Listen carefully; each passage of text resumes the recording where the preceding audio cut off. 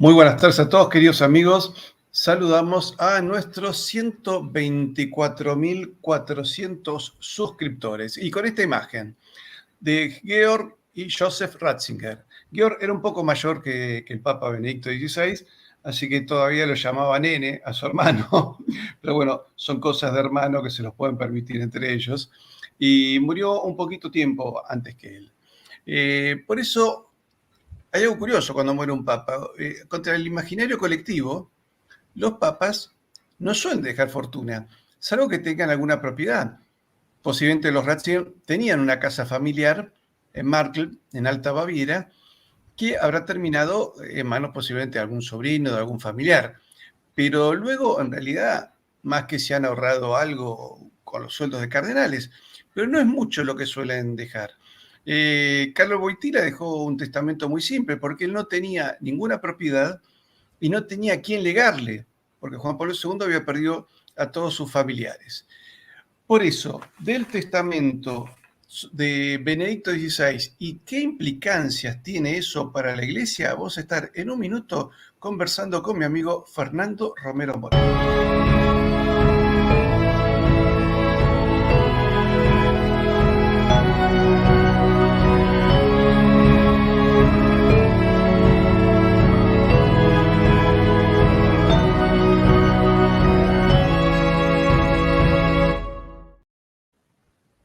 Bueno, recordemos que el Papa Benedicto XVI renunció el 11 de febrero de 2013, generando toda una controversia en el mundo católico. Y en ese momento la iglesia estaba muy saboteada, es decir, se le había sacado incluso el Banco del Vaticano, el IOR, se le había sacado el sistema SWIFT de transferencias bancarias, con lo cual se le había generado una serie de problemas. En su momento, las palabras de Benedicto XVI fueron muy duras con respecto a muchos temas, ¿no? Él denunciaba el relativismo, que había creado nuevos derechos y que básicamente en esos derechos se trataba de convertir esos nuevos derechos en una suerte de intolerancia hacia el cristianismo. Se genera actualmente una política de sacar los crucifijos de distintos lugares. Lo vemos en España, que se han derribado crucifijos, y algunos incluso pretenden derribar la Cruz del Valle de los Caídos. Se ha reprimido la liturgia, y luego, bueno, él en su libro Sin Raíces habla de que se pretende sacar a Dios de la vida pública. También, cuando dio aquella conferencia famosa en la Universidad de Ratisbona, habló sobre el Islam, que molestó muchísimo, obviamente, a los musulmanes, pero también habló de cómo la sociedad se va secularizando y la moral también. En ese momento él también había generado un acercamiento al patriarcado de Moscú. Y recordemos que un acercamiento al patriarcado de Moscú, que además tenía el visto bueno de Berlusconi, eso puso en alerta a muchísimos en Occidente. Recordemos que hay toda una política que ya viene desde hace mucho tiempo, pero que en su momento fue definida por Halford John Mackinder en 1904, que dice que hay que impedir un Herzog europeo, que es decir, que Rusia y Alemania tengan algún tipo de acercamiento. Dentro de ese acercamiento, el acercamiento entre el Patriarcado de Moscú y Benedicto XVI era importante. A punto tal fue tan importante que cuando Benedicto XVI visitó Inglaterra, unos días antes, había declaraciones en algunos medios ingleses que decía que apenas pise el suelo inglés, al Papa había que detenerlo por lo que habrían cometido algunos sacerdotes con su costumbre, con el problema de pedofilia, como si los pastores anglicanos fueran mayoría, una maravilla. Y recuerdo que en aquel momento el patriarca de Moscú sale en defensa de Benedicto XVI. Fernando, lo tenemos acá, esa es la tapa de tu libro. Hola, Fernando. ¿Qué tal, Patricio? Gracias por invitarme. Fernando Romero Moreno, autor de La Nueva Derecha, Reflexiones sobre la Revolución Conservadora en la Argentina. Y su canal de YouTube es Nueva Derecha Argentina. Lo pueden buscar y realmente es muy interesante. Y como siempre digo, hasta tiene posturas en historia que algunas coinciden conmigo y en otras, si algunos de mis seguidores quieren escuchar una voz diferente a la mía, pueden ir al canal de Fernando Romero Moreno, que le va a dar una visión distinta. No tan distinta como el público quiere, porque el público a veces exagera las diferencias. Nosotros tratamos de buscar en esa diferencia. Siempre coincidimos en que el problema sigue siendo el mismo, ¿no? Pero lo que vemos son diferencias en momentos puntuales. Recomiendo muchísimo el canal de Fernando Romero Moreno y su libro que se puede conseguir En Mercado Libre, en la página de Grupo Unión, que es la editorial que lo publicó, centralizas el pedido y punto. A menos que uno viva cerca de San Isidro y quiera acercarse al local que tiene Grupo Unión, que no recuerdo ahora exactamente la dirección, pero bueno, yo creo que lo más práctico, aunque uno... Mercado Libre, buscar Unión y ahí la nueva derecha argentina de Fernando Romero Moreno. Sí. Fernando, la situación de la muerte de Benedicto XVI sigue generando controversias, sobre todo en Europa. A mí algo que me llamó la atención, que los medios europeos lo trataron, toda la gente a 2030 dijo que era un tipo fantástico, Ursula von der Leyen, aunque él tenía un discurso muy distinto. Pero puedo entender que los europeos a la hora de guardar los modales y las buenas formas son superiores. En la televisión argentina me sorprendió porque prácticamente se desconoció. Salieron escasísimos fragmentos en la televisión. Hablé con una periodista de televisión, le pregunté qué pasaba y que me dijo que prácticamente ella lo dijo, pero que no había interés porque dice, bueno, un papá que se renunció hace 9 años. Es decir, fue el acontecimiento del día y el periodismo argentino no lo registró, con esa cosa inmediata que lo más importante, o sea, si Benedicto XVI el día anterior hubiese recibido a un famoso futbolista, hubiese logrado tocar una pelota, capaz que sí, lo recibía Messi y hubiera sido noticia por Messi, pero no por en sí mismo. En el testamento pide ser enterrado donde había estado enterrado Juan Pablo II. Sí, no me acuerdo ahora exactamente si está eso en el testamento, porque le puse, o sea, lo leí completo al testamento, pero le puse más atención a toda la cuestión de fondo que analiza en ese testamento. Pero sí, tienen que ser enterrados donde estuvo Juan Pablo II hasta que lo canonizaron a Juan Pablo II. No sé exactamente dónde está ahora, pero bueno, más que eso no te puedo decir porque la verdad es que no fue un tema del que me preocupara. ¿Qué es lo más importante de este testamento? O de su testamento como vida. Vamos al testamento escrito. Primero, que es del año 2006. Estaba secreto porque se iba a revelar cuando muriera. Monseñor Gaswain, que era su secretario, había sido su secretario durante muchos años, fue el que lo dio a conocer. Y hay dos grandes cuestiones. Por un lado, el agradecimiento a Dios que él le hace por la familia que tuvo, por la patria en la que nació, por las personas que conoció, por sus amigos, por sus colaboradores. Bueno, hay allí, por supuesto, en primer lugar, por la fe recibida en el seno de su familia.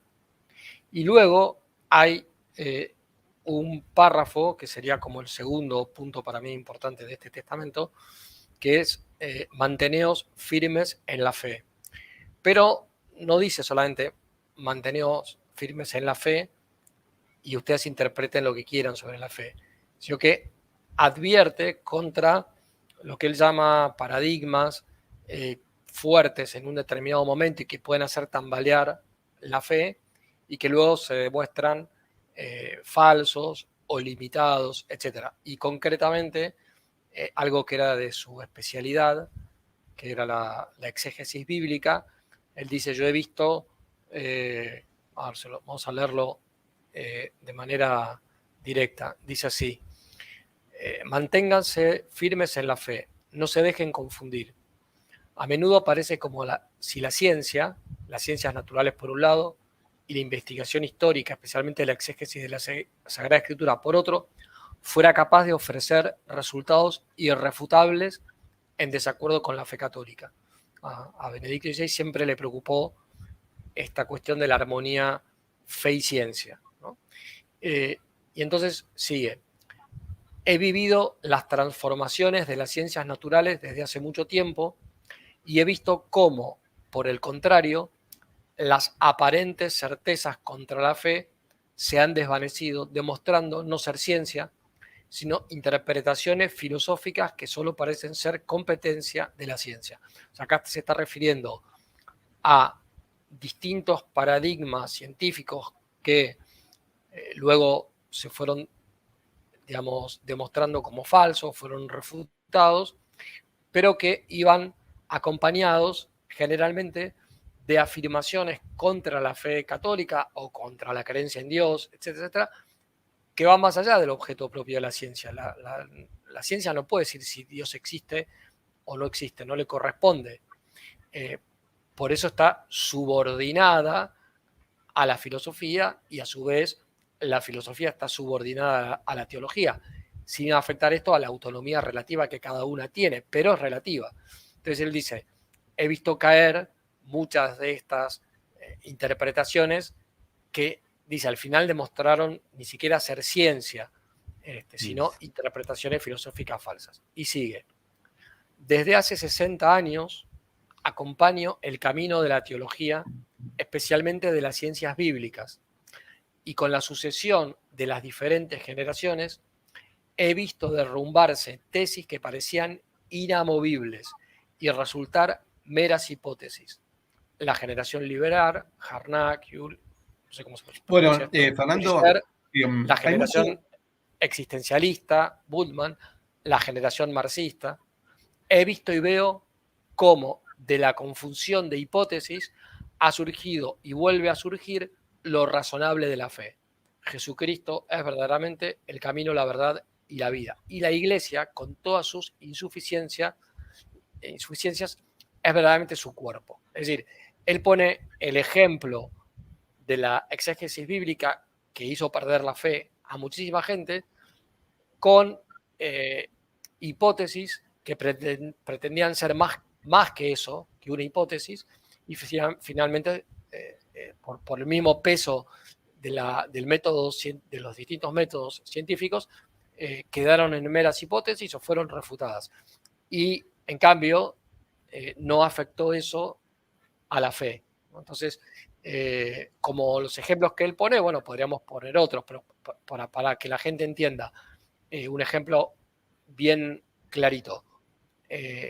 La interpretación marxista de las Sagradas Escrituras que hizo la teología de la liberación, hoy está bastante, digamos, devaluada porque se ha demostrado falsa en muchísimos aspectos.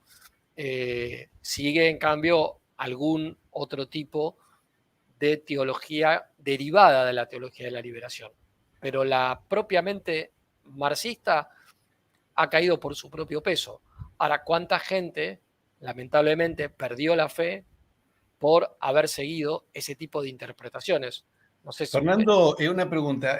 ¿Vos notás que cada vez se ideologiza más la ciencia? Porque, por ejemplo, estaban diciendo que ahora los antropólogos, si encontraran restos humanos que tuvieran 1000 años o 2000 años, no podían decir si eran restos de hombre o de mujer, porque no saben cómo esa persona hace 1000 años o 2000 o 4000 era un cavernícola, se autopercibía.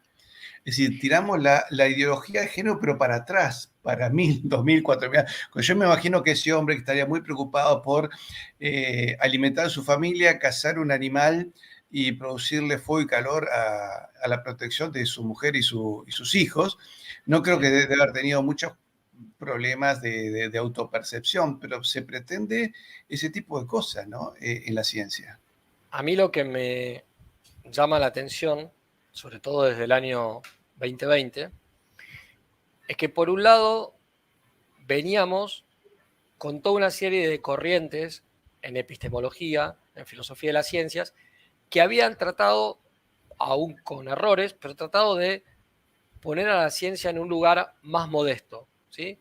Ahí tenés a Popper, tenés ¿cómo se dice?, a Lakatos, tenés a Kuhn, en fin, hay toda una serie de filósofos de la ciencia que decían, la ciencia, por ponerte un ejemplo, el de Popper, ¿no? La ciencia no llega a una verdad absoluta. Es más, ni siquiera demuestra, sino que simplemente se corrobora que por el momento esta hipótesis no es falsa, ¿sí? Entonces, si yo ataco mi propia hipótesis y logro responder a ese ataque, esa hipótesis o conjetura, como decía Popper, mejor dicho, esa conjetura se fortalece. Ahora, si aparece alguien que rompe ese paradigma, bueno, entonces esa conjetura anterior, al menos parcialmente, que será dejada de lado. Entonces, Newton, bueno, hay cosas que enseñó Newton que siguen siendo irrefutables al día de hoy. Y en cambio hay otras cuestiones en las que, con la aparición, por ejemplo, de la teoría de la relatividad de Einstein, o después con Max Planck, con la mecánica cuántica, etc., bueno, fueron dejadas de lado. Mira, Y al, Fernando, espera. Entonces, sí. esto iba muy, digamos, parejo a justamente quitarse de la cabeza el paradigma positivista o el neopositivista, ¿no? Es decir, que la razón y la ciencia lo explican todo, casi todo, y es el único conocimiento cierto y valedero, etcétera, etcétera, ¿no? Entonces, veníamos por ese lado con algunos problemas adicionales que era la deriva relativista que podía tener estas, que podían tener y pueden tener estas interpretaciones, pero que se podía de alguna manera tomar parcialmente diciendo, bueno, esto aplicado a las ciencias naturales y a las ciencias sociales, efectivamente parece ser así. No se aplica a la filosofía, no se aplica a la teología porque el método es distinto. De golpe, sin que esto haya desaparecido, volvemos a una especie de neopositivismo y una especie de alianza entre la ciencia y el Estado, donde un grupo de científicos, ¿sí?, dice cuál es la verdad sobre una determinada situación, tienen apoyo de los estados nacionales y de los organismos internacionales y se imponen coactivamente políticas públicas en base a esos nuevos dogmas científicos, ¿sí? Entonces, concretamente, por poner el ejemplo de un amigo, que es Gabriel Zanotti, que su especialidad es filosofía de la ciencia, y él es tomista, pero ha leído a todos estos autores y los ha analizado. Él ha escrito, está tremendamente preocupado por lo que ha sido la imposición coactiva de vacunas que ni siquiera llegan a ser No, cosa lo que es que un tema que son. ni siquiera lo podemos decir. Bueno, Usás sinónimos. eso, ¿sí? De Se manera impusieron, se impusieron medidas sanitarias. exactamente coactivas, allí donde lo que debía regir es información sobre distintas hipótesis que hay y que cada uno tomará la decisión que les parece más razonable. Y él es liberal, yo no soy liberal, pero él me decía, no solamente estaba en contra de esto que está sucediendo, sino que muchos liberales que hasta ese momento habían defendido lo mismo, estaban cayendo en aceptar este tipo de medidas sanitarias. Entonces, bueno, con lo cual, sí, hay una ideologización, o sea, sí, tenés por un lado gente en la línea Gabriel Zanotti que siguen a nivel mundial diciendo, miren, la ciencia tiene un valor relativo, o sea, tiene un valor importante, pero digamos, sepamos que Fernando, no llegamos te a la corto ahí. verdad absoluta. A mí me llamó la atención, una vez me invitan acá en Canal en Buenos Aires, horario central, tenemos que hablar de la Navidad. Me preguntaban, bueno, sobre cómo pudo ser el nacimiento, quiénes fueron los Reyes Magos, etc. Y un periodista que estaba en el panel, imagínate el nivel me decían, pero eso lo dice la Biblia, pero ¿qué dice la ciencia? Entonces le pregunté, ¿cuál ciencia? La ciencia la astronomía, los que mandan cohetes al espacio, qué sé yo, la botánica, ¿cuál? Sí, existen ciencias para esto, que es la arqueología bíblica. Y entonces me explicaba un día el padre Dionisio Flamini, que es este monje de rito bizantino, me dice, mira, tenés que tener en cuenta que una cosa es la ciencia y otra cosa es la teología. La ciencia estudia los fenómenos que permiten, por ejemplo, desarrollar esta tecnología que nos permite a vos y a mí comunicarnos. La teología estudia, bueno, la revelación. Se ha revelado que Dios se manifiesta de tal manera. Bueno, vamos a estudiar si eso es cierto. Entonces son dos elementos muy diferentes porque hoy tenemos una manipulación, todo así, lo vemos en historia. El gobierno español trató de minimizar la vuelta del Cano y dijo, no, que en realidad no fue un logro español, fue un logro medio portugués o medio universal, porque había también, estaba Antonio Pigafetta, que era italiano, y también había un marino griego. Entonces, no es un mérito de España, es un mérito medio difuminado. Y se consiguieron un historiador, al cual le dieron nombre de título, doctor, etcétera, todo lo que fuese necesario para avalarlo, que empezó a avalar todo este tipo de cosas. Y digo, pero este hombre simplemente está actuando ideológicamente. Y se sabe muy bien que creo que es la Royal House, que es una entidad en Inglaterra, que determina eso, lo que vos decís, qué ciencias, qué conocimientos van a ser válidos y cuáles no. Entonces, Bueno, sobre esto hay que creer sí o sí, y lo claro, otro es negacionismo. Por eso algunos dicen, bueno, uno será negacionista, pero los otros son tragacionistas, se tragan todo lo que les digan. Y acá, para un poquito, quiero contestar acá que me apareció alguien con un nombre que es medio seudónimo, que me dice, se encontraron restos de una mujer que tendría linaje directo con Jesús. Vamos a aclarar. Pariente de Jesús viene en Alepo, lo que es Siria, pero son descendientes, no tiene hijos carnales, tiene primos por el lado de la madre, porque Cristo no tiene ADN paterno. Eso se ha confirmado en las hostias consagradas que se han convertido en carne y sangre, se ha tocado esas hostias y se descubrió que tenían cromosomas femeninos, cromosomas de la madre. Es un misterio, es un milagro extraordinario que se llama milagros eucarísticos. No tiene ADN San José. Por lo tanto, por el lado de la Virgen María, sí, hay primos. Mostraba un sacerdote una vez, un arqueólogo entrevistó a un sacerdote en Alepo, que sí, nosotros somos primos, qué sé yo, grado 30. Primo lejanísimo, pero sí, tenemos el orgullo de ser primo de Jesús. Pero por el lado de la madre, ¿cierto? Por los primos de María. Entonces, sí, yo esto para igual, aclarar, porque cuando me ponen estas cosas, dice, se tomó la decisión de no averiguar su lenguaje. Es porque no había más para averiguar. no, pero aún eso mismo, un científico serio te diría, bueno, a ver, ok, se encontró ADN en unos restos fósiles que entonces, bueno, pero puede venir otro que luego haga una mejor interpretación y te diga, no, mira, acá hubo un error en el razonamiento que se hizo respecto a esto y resulta que esto con Jesucristo no tiene nada que ver, ¿no? Entonces, yo prefiero ir, porque el Como tema cuántas ciencias, digamos, como cuántas investigaciones de otro tipo, ¿no? claro, por eso te digo, entonces, vos tenés gente que hace ciencia, pero conoce los límites del método científico o de los distintos métodos, porque en realidad no hay un solo método científico hoy ya. Pero digamos, pero donde sí se ve la ideologización es cuando se pretende hacer pasar algo que es una mera hipótesis o que ni siquiera llega a poder ser una hipótesis como si fuera una verdad absoluta. Entonces, lo que es una hipótesis no corroborada es, por ejemplo, el evolucionismo. Ahí Y sin está. embargo, a nivel de divulgación, la gente piensa que eso es una verdad absoluta, así Sí, está en los manuales escolares, etcétera, así etcétera. es. Fernando, Sé, espera, volvamos a Benedicto sí. XVI. No, Porque bueno, es un por eso, tema.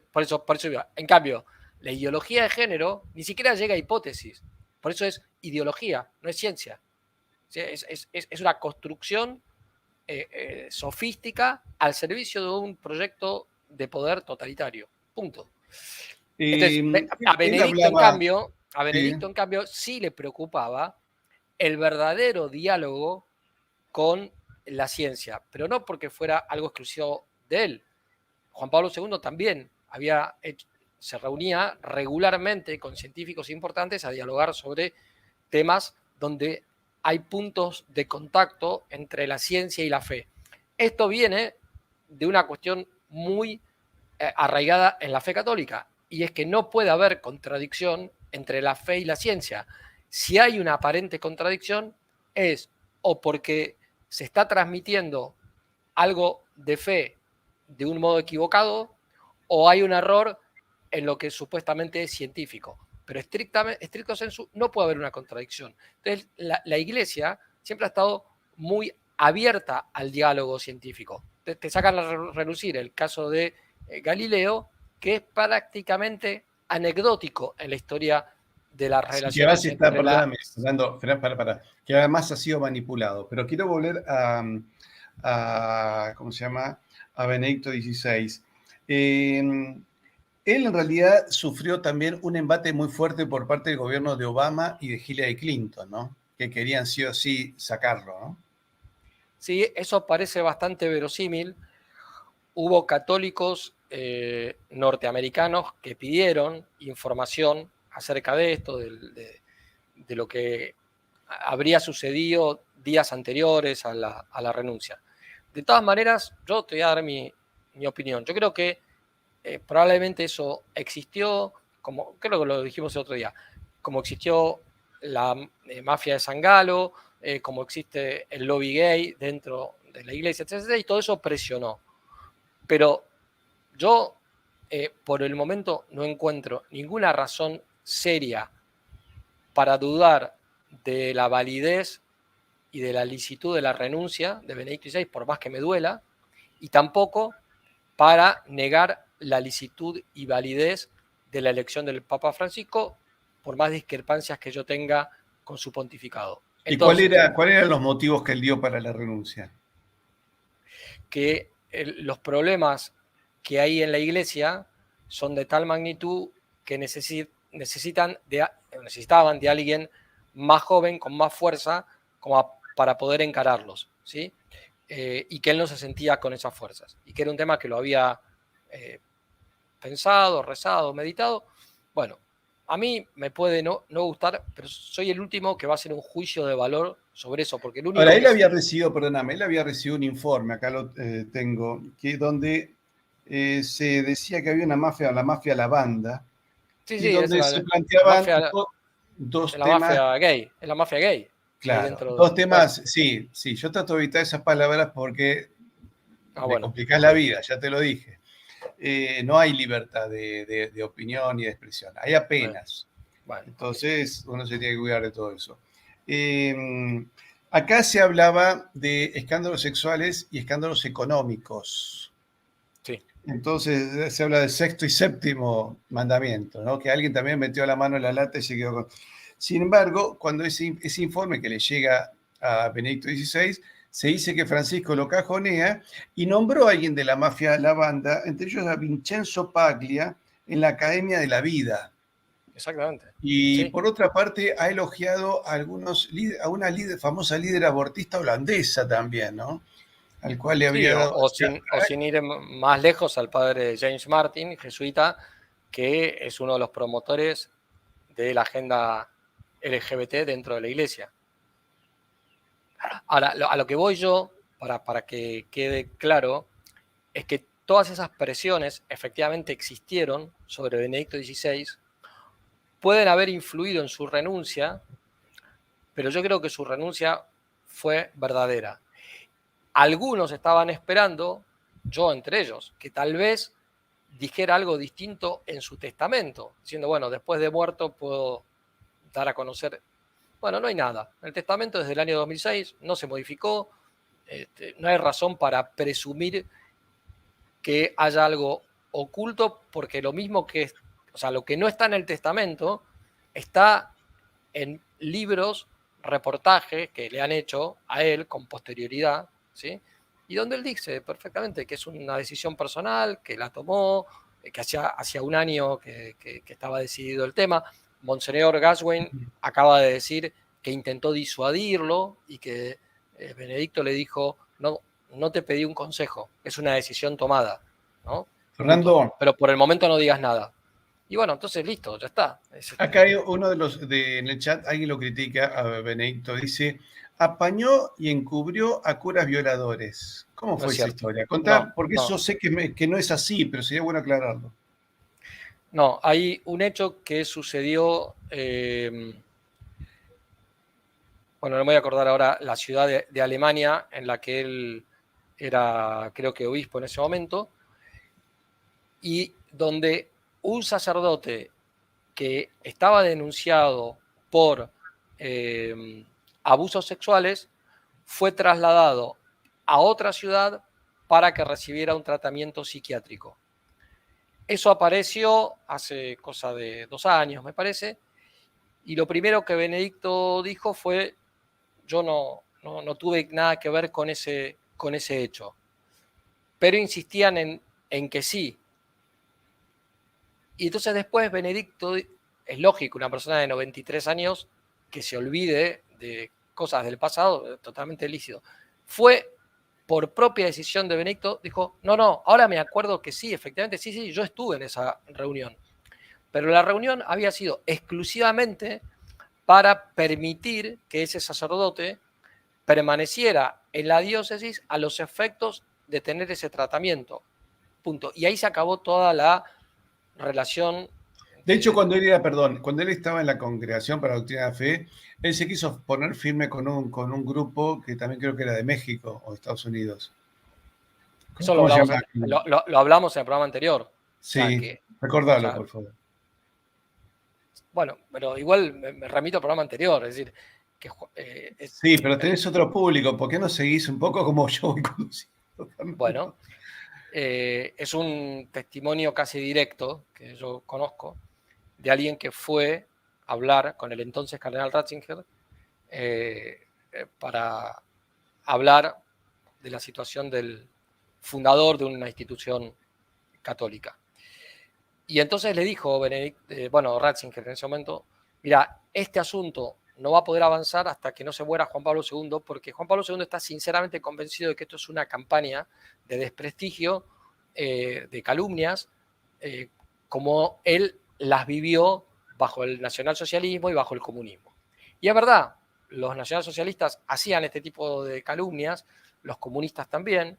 Lo de los nacionalsocialistas lo pueden leer, por ejemplo, en el libro Entre la Iglesia y el Reich, del padre Julio Membiel, del año 37, y ahí cuenta en las denuncias que hacían los nacionalsocialistas respecto a curas supuestamente pedófilos. Bueno, entonces Juan Pablo II tenía un condicionamiento personal, histórico. Entonces, bueno, muy bien, no es que tuviera mala fe, nada. De hecho, hubo casos que sí se averiguaron y todo, pero la respuesta fue lenta. Y esto de que la respuesta fue lenta lo dice claramente George Weigel, que es el biógrafo oficial de Juan Pablo II y muy amigo de Juan Pablo II, en un libro que se llama El coraje de ser católico, que es del año 2002, 2003, una cosa así, ¿no? Bueno, muy bien. Entonces, pero a pesar de eso, a pesar de haberle dicho eso, este tema no va a poder avanzar, en diciembre del 2004, es decir, el año anterior a la muerte de Juan Pablo II, desde la Congregación para la Doctrina de la Fe, Ratzinger inició una investigación secreta sobre este prelado, ¿no? Bueno, muere el 2 de abril del 2005 Juan Pablo II, lo eligen al cardenal Ratzinger como papa, Benedicto XVI, e inmediatamente una de las primeras medidas que toma es sacarlo a este hombre de ser la cabeza de esta institución, ¿sí? Y lo manda a que haga penitencia en un convento, una cosa así. Muere este hombre unos años después y entonces ya Benedicto XVI interviene en la institución y sale a la luz la doble vida que llevaba este hombre. Este hombre era bígamo, cometía abusos sexuales con jóvenes del mismo sexo. O sea, bueno, se puso firme con respecto al tema. Ese es el tema. Tenía una familia paralela, tenía dinero extra. Bueno, directamente, ¿qué pasó? Ya no figura, figura como fundador de esta institución, pero digamos, no es ejemplo de nada, todo lo contrario.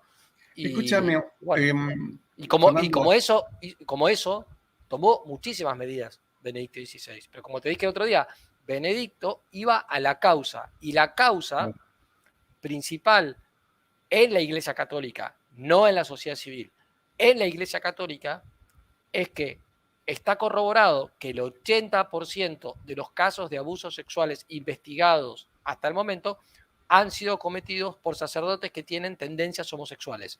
Entonces, si no se ataca la cuestión de la homosexualidad, no sirve de nada atacar los efectos, pero la causa no se la quiere atacar porque es, digamos, políticamente incorrecta e incluso eclesialmente incorrecta. Entonces, Había una intelectual norteamericana, Bella Dodd, que había sido dirigente del Partido Comunista de los Estados Unidos.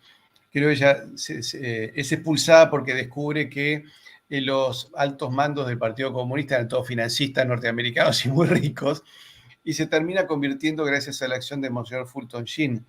Y ella decía que por el año 50 recordaba haber conversado con 4 comunistas que eran cardenales en la Santa Sede. 4.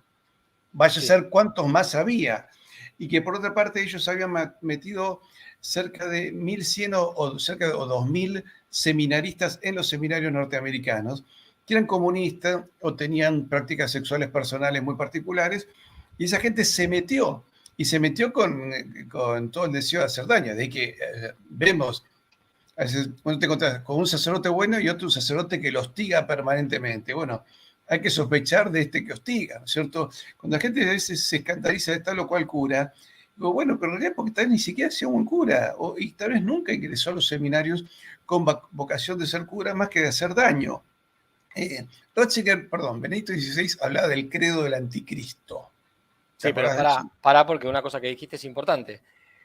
Una de Sí. las pocas, viste que Benedicto XVI se guardó, digamos, se llamó al silencio y prácticamente no intervino en el pontificado de Francisco opinando. No. Pero cuando se debatió el tema de los abusos sexuales, él escribió un documento bastante largo relatando su experiencia. Y entonces él ahí acusa por un lado a la revolución sexual de los años 60, pero por otro lado a, digamos, el modo de vida que había ya en la década del 60 en algunos seminarios, donde no solamente era permitida, sino fomentada la homosexualidad. Y es bastante duro ese documento y obviamente no cayó nada bien porque iban digamos, en un modo de diagnóstico distinto a que muchos obispos en ese momento estaban esgrimiendo. No digo que lo de Benedicto sea el diagnóstico totalmente acertado. Yo creo que hay asuntos que vienen de antes de la década del 60, ¿sí? Pero de todas maneras, lo que él cuenta ahí es bastante escabroso, ¿no? O sea, sobre todo dicho por él, ¿no?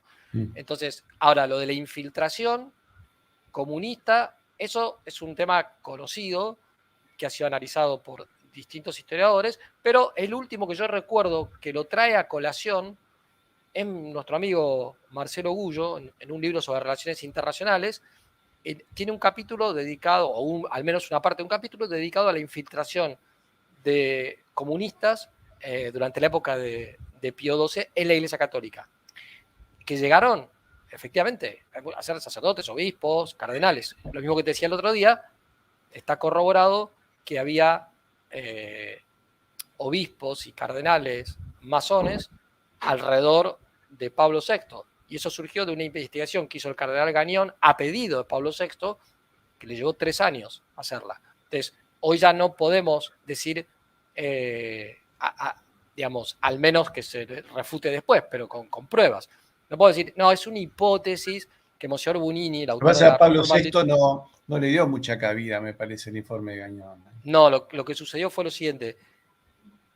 Es largo, esto lo cuenta un No lo sacerdote hagas que largo. era amigo, por eso digo, me remito a que busquen esta historia que la ha relatado hace poco. No, que claro, que Monseñor Gagnon cuando llegó con el informe fue 3 meses antes de que Pablo VI muriera. Entonces Pablo VI le dijo, bueno, no, que esto se ocupe de mi sucesor. Ella estaba enfermo. 4 veces tuvo Pero que en ir su momento al también cuando le pidió un informe a Hans-Urs von Balthasar, que le dio también informe lapidario sobre algunas cosas que ocurrían, y Pablo VI dijo, me parece un poco duro, pero no le prestó... No, acá no le dijo que era duro, simplemente que no se sentía con fuerzas. Y el pobre Gañón tuvo que esperar a que después del atentado de Juan Pablo II le empezaran a dar importancia a ese informe. Escúchame, Busquen volviendo a a... lo que decía Benedicto XVI. Él hablaba, acá tengo el credo del anticristo. El credo del anticristo dice que es el relativismo moral que estamos viviendo, ¿no? y que va llevando a que tengamos que renunciar y estamos en una suerte de un paganismo cristiano. Es decir, no que el cristiano se vuelve pagano, sino que deja el cristianismo, sino que toma costumbres paganas y se sigue creyendo cristiano, que ese es un poco el problema que tenemos, ¿no? En Europa vemos que hay toda una onda de ritos, volver a ritos paganos, ¿no? Me contaba un sacerdote que iba a Europa desde Estados Unidos, tuvo que hacer tuvieron que aterrizar por emergencia en Islandia, quedarse un día, y se enteró de que había una reunión de creos y se acercó a ver qué era, ¿no? Eran de todos los colores, y ahí lo vieron con sotana y le preguntaban, ¿y usted cuáles son sus dioses? O sea, me dice, era tal la ignorancia que me vieron con sotana y no registraron que era un sacerdote católico. Ahora, el tema es esto, que hoy tenemos católicos que toman costumbres paganas y se creen católicos todavía, ¿no? Sí. Benedicto habló de la dictadura del relativismo cuando todavía no era papa, sino que en la misa de inauguración del cónclave, siendo el decano de los cardenales, habló de eso y denunció toda una serie de errores. Yo le llamo el sílabus de Benedicto XVI. Porque Benedicto alguna vez dijo, una frase que yo no comparto demasiado, que el Concilio Vaticano II y la Constitución Gaudium et Spes eran como un contrasílabus, ¿no? Y la verdad es que el sílabus de Pío IX evidentemente tiene proposiciones de distinto valor, pero es importante porque es la condena formal de la modernidad ideológica, digamos, ¿no? Entonces no se puede ir en contra de eso. Pero la realidad es que cuando empieza a enumerar errores en la homilía de esa misa, Ratzinger, bueno, es bastante largo. Sobre todo habla de la dictadura del relativismo, pero menciona el marxismo, o sea, el liberalismo, un montón de... Yo le llamo ¿cómo se llama? El sílabus de Benedicto XVI. Ahora, específicamente sobre el anticristo, habló en la encíclica Spe Salvi, y citando a Kant, además, ¿sí? Lo que pasa es que ahora no recuerdo exactamente cómo era el razonamiento lógico, pero esa encíclica es de las más sabias que se han escrito, me parece a mí, en la historia de la Iglesia Católica, es muy profunda, y él se plantea, o sea, hacia dónde puede ir el mundo si se va alejando de Dios. Y termina así hablando del anticristo. Benedicto no era muy afecto a, digamos, a estar hablando de apariciones, de revelaciones privadas, era un teólogo, pero tampoco era cerrado. Entonces, por ejemplo, el que destrabó la cuestión de Garabandal fue él. Y que hoy se pueda discutir libremente sobre Garabandal, se lo debemos a Benedicto XVI. Pero sí, él insistió mucho en que el relativismo era uno de los grandes males de nuestra época y que además se estaba convirtiendo en una dictadura. Y también dijo, bastante antes, año 84, dice, a medida que la iglesia se fue expandiendo, a medida que la civilización se fue cristianizando, el demonio fue, digamos, teniendo menos influencia.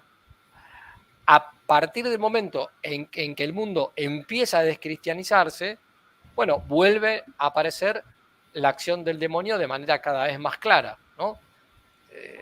Y no solamente ya con los pecados, con las herejías o con los cismas, sino con el ocultismo, con el espiritismo, con el satanismo. Acá tenemos una imagen de las 4 chicas que vieron la Virgen en Garabandal.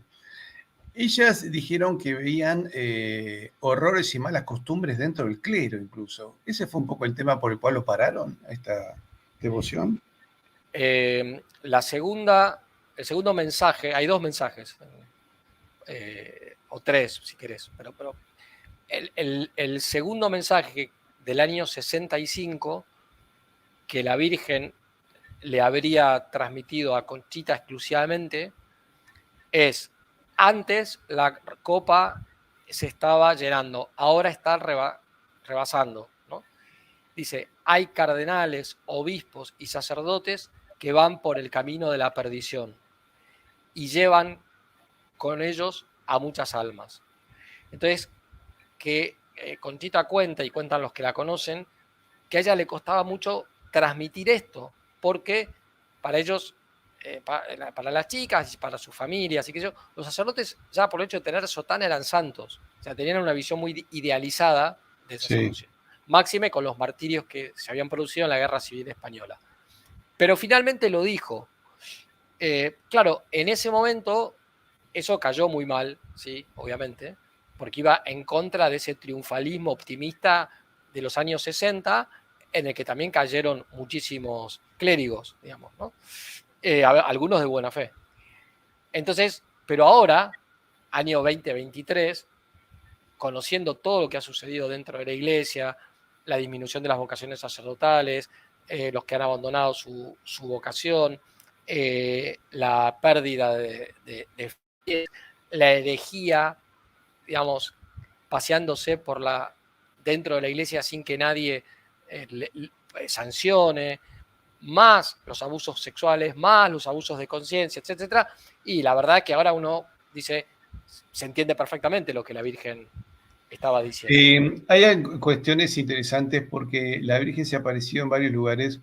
Cuando se apareció en Lourdes, no habló en francés. Algunos Sí, dicen que habló habló en occitano o en español.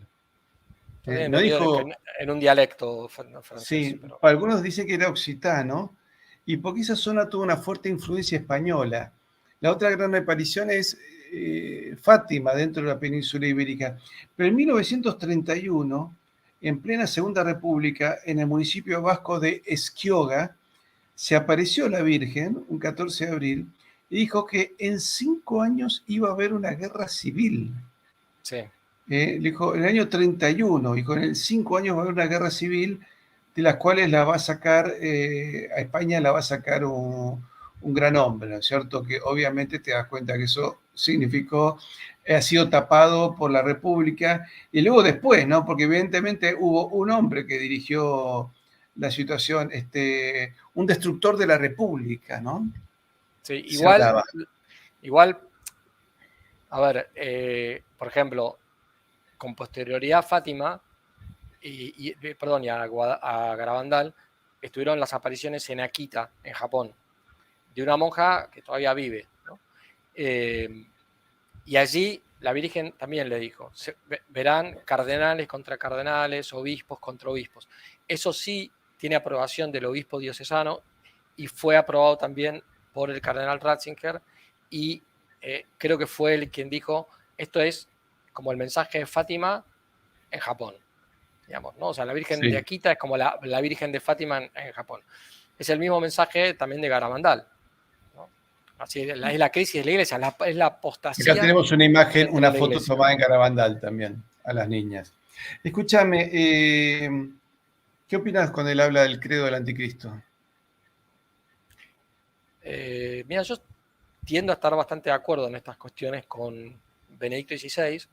El asunto también está bastante bien tratado en el Catecismo de la Iglesia Católica del año 92, que es bastante parusíaco, por decirlo de alguna manera. Pero bueno, lo que no se puede es hablar de estas cuestiones con certeza absoluta. O sea, nadie sabe ni el día ni la hora, ¿no? Entonces, estamos en tiempos preparusíacos, estamos entrando en el final, por decirlo de alguna manera, de la historia, en el final de los tiempos. Mira, yo tiendo a creer que sí, pero no lo puedo afirmar con seguridad porque no corresponde y punto. Lo que sí, Jesucristo, que nos dio esta indicación, o sea, ni el Hijo del Hombre sabe el día ni la hora, sin embargo nos dio los signos, o sea, estén atentos a los signos, ¿sí?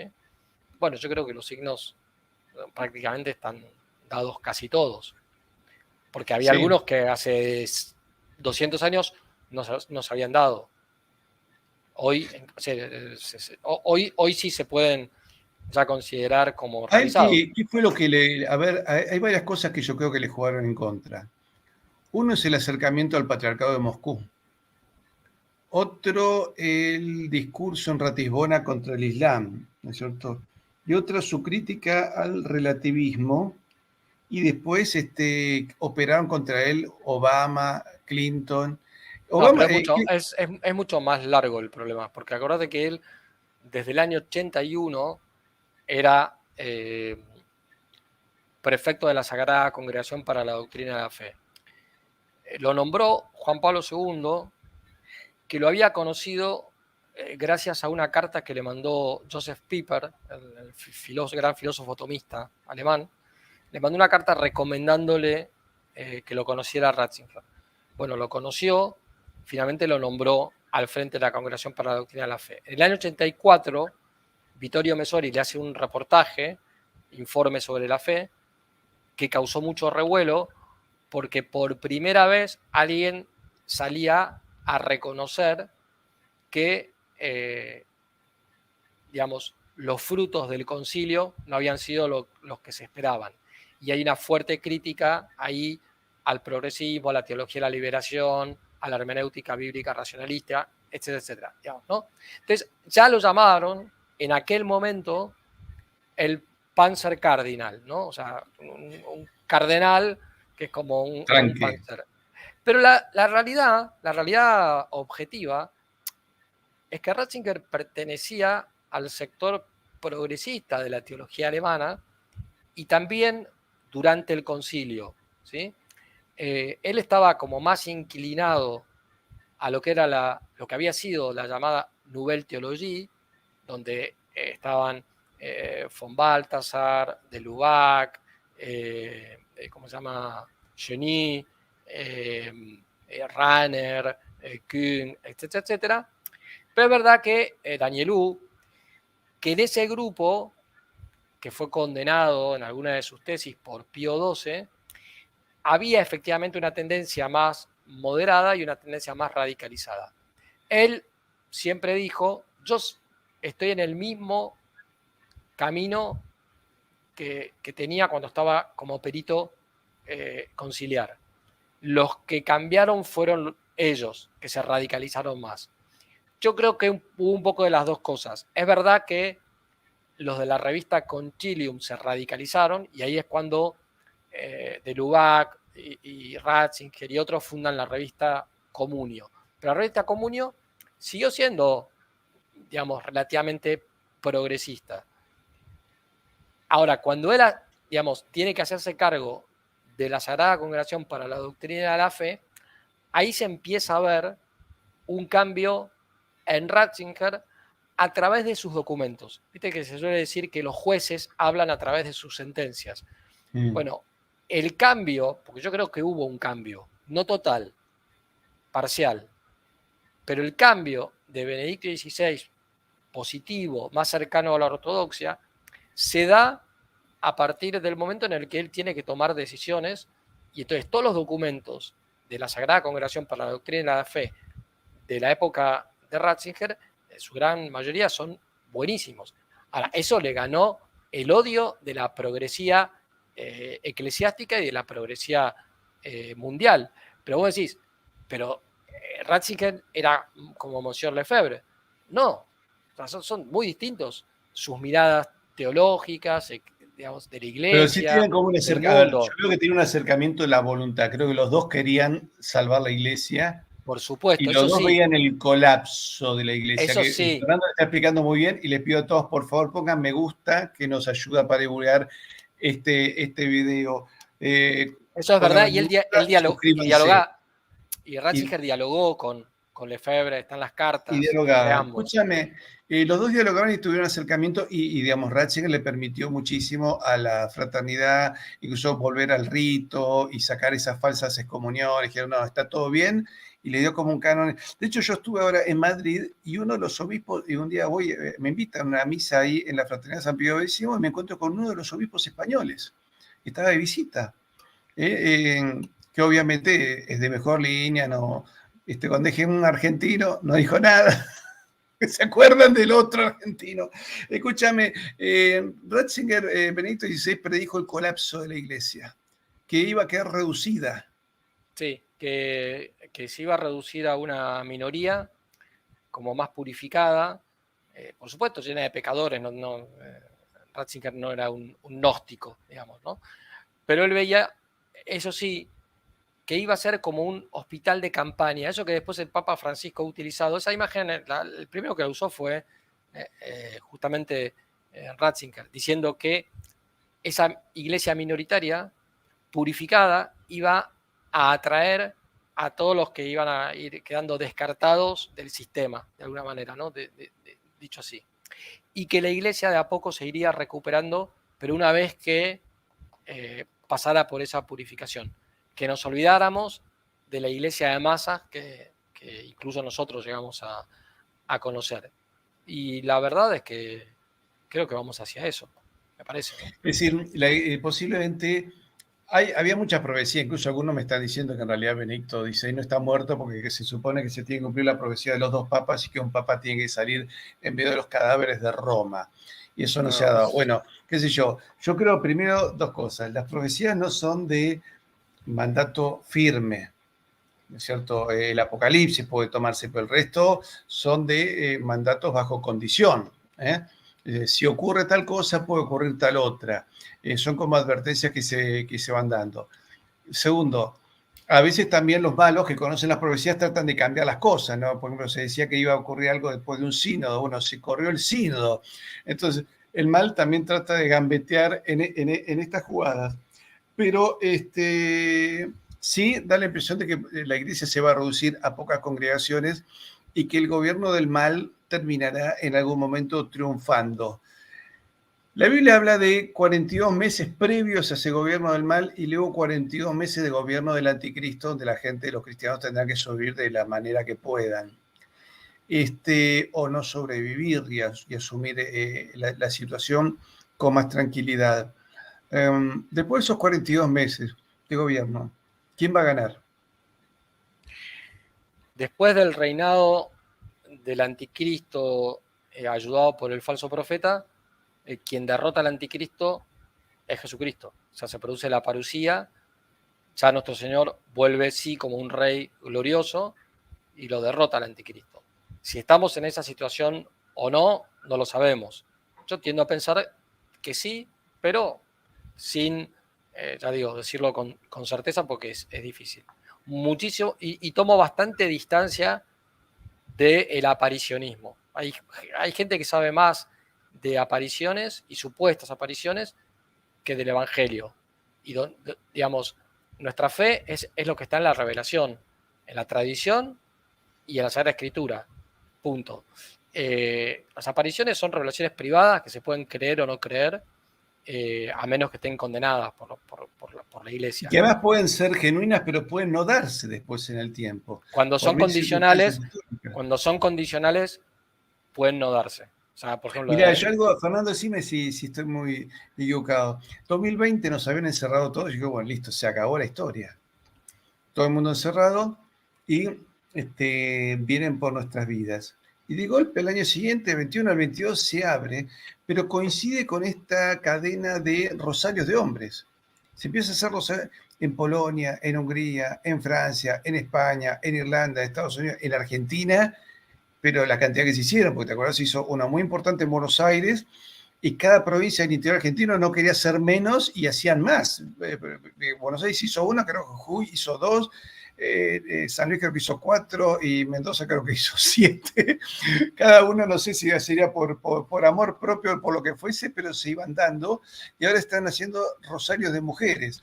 Pero ojo, también se hizo en Paraguay, en Brasil, en Chile, en Perú. Eso dio la impresión que inmediatamente como que cambió una serie de cosas. Es decir, sí, se detuvieron algunas leyes antifamilia, que yo digo, estas leyes antifamilia que se iban a dar en varios países, frenaron. Se cayó el fallo Roe versus Wade.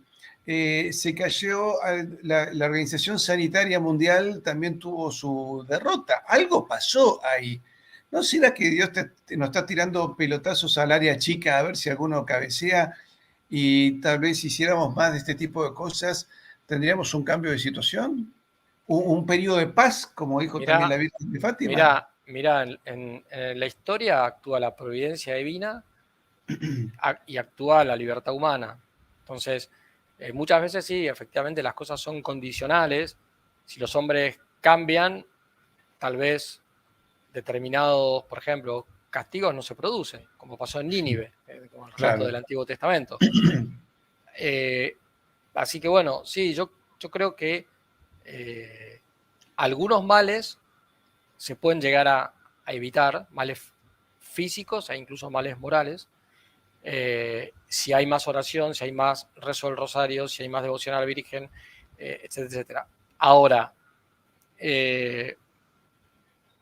hay una podredumbre muy profunda en la parte humana de la iglesia, y cuando la iglesia anda mal, el mundo anda muy mal. Y mientras eso no sea removido, yo creo que el resto serán victorias parciales, ¿sí? Es decir, no se juega con la iglesia. La iglesia ha pasado por periodos de luz y por periodos de oscuridad. Su parte humana, obviamente, está formada por hombres, tenemos virtudes y defectos, pero una crisis como esta, una crisis donde los herejes y los apóstatas se quedan adentro y gobiernan la iglesia, eso no se dio nunca. No, O nunca. sea, Arrio se lo condenó, aparecieron los semiarrianos. Hoy Arrio sería cardenal papable. Claro, fíjate, en la época de los arrianos, acuérdate que la mayoría de los obispos se habían hecho arrianos, con lo cual gobernaban. Resistieron muy pocos obispos, entre ellos San Atanasio, pero el pueblo fiel, los laicos, fueron los que mantuvieron la fe recibida de los apóstoles. Hoy eso no lo tenés ni en la jerarquía ni en los laicos. Es decir, la apostasía es mayoritaria dentro de la iglesia.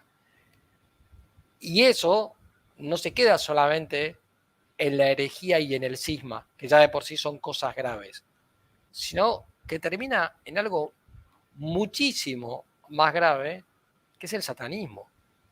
Eso, si mañana hablas con Alberto Bárcena, preguntale, el que es especialista en el tema de la masonería y estas cosas. Pero hay satanismo dentro de la iglesia. Entonces, sí, ¿no? Eso ya... Se habla de que incluso algunos han intentado, se han hecho algún tipo de ritos extraños en paralelo, ¿no? Dentro de una sala del Vaticano y un lugar en Estados Unidos donde se sacrificó a una criatura.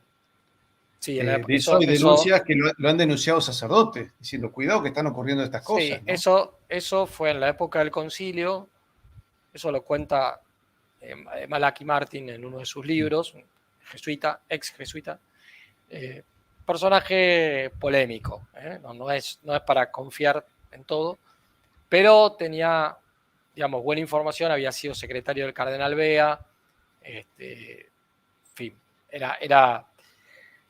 Bueno, pero si eso fue cierto, entonces cuando Pablo VI dijo, por alguna rendija, el humo de Satanás ha entrado dentro de la iglesia, no era una figura retórica, no era una imagen retórica la que estaba usando, es que había algo mucho más grave, ¿no?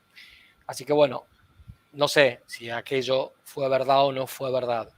Lo que sí te puedo decir es que se nota la acción del demonio adentro de la iglesia a través de ciertos, digamos, de ciertas personalidades de la jerarquía o de los fieles. Perdón, acá quiero aclarar a alguien que me dice, hay gárgolas que son demonios dentro de la Santa Sede. No, las gárgolas que están en las iglesias de estilo gótico es para mostrar que el peso de la iglesia aplasta a los demonios, es decir, es un símbolo. No es que sea teatro, cuando se las pone, como que tienen que soportar el peso de la iglesia. Sí, y después, en cada época de la iglesia, cuando se hacen reparaciones, los albañiles tienen el derecho de esculpir también una figura de su época. Por eso, por el año 90, una reparación que creo que se hizo en Santiago de Compostela, y al albañil se le ocurrió esculpir un pequeño astronauta. Entonces no faltaron las conspiraciones ovnis con la iglesia, no, era el albañil que se le ocurrió poner un astronauta, ¿no? Como si hoy lo hiciera un albañil y dice, bueno, voy a poner un ordenador, una cosa así. Cuidado con esas interpretaciones individuales que hacen, queridos amigos, porque se pueden ir para cualquier lado. ¿Qué te iba a decir? Bueno, acá nos recuerda un amigo que dice, he visto la Catedral de Buenos Aires comulgar mucha gente de rodillas y con la Eucaristía en la boca. Eso me da mucho año. Es otra cosa, ¿no? Humanizar demasiado a Cristo, lo podemos tocar. Y yo, viste, la idea de tocar a Cristo creo que solamente se cayese al suelo, y no sé si lo haría con la mano, sino con la boca. Es decir, de esa manera hay que hacerlo. Y hoy vemos que se dan hostias en la mano y la gente la guarda. Acá, el astronauta es en Salamanca, me recuerdan, sí, ahí está. Que fue, lo hizo un albañil hace poco. Y me parece un manoseo terrible. Él creo que estaba en contra de esas cosas. Sí. Mira, primero, la comunión en la mano, estricto sensu, es un permiso, una licencia que da la Santa Sede cuando se ha hecho costumbre para evitar justamente los peligros de la comunión en la mano, no para introducir la costumbre.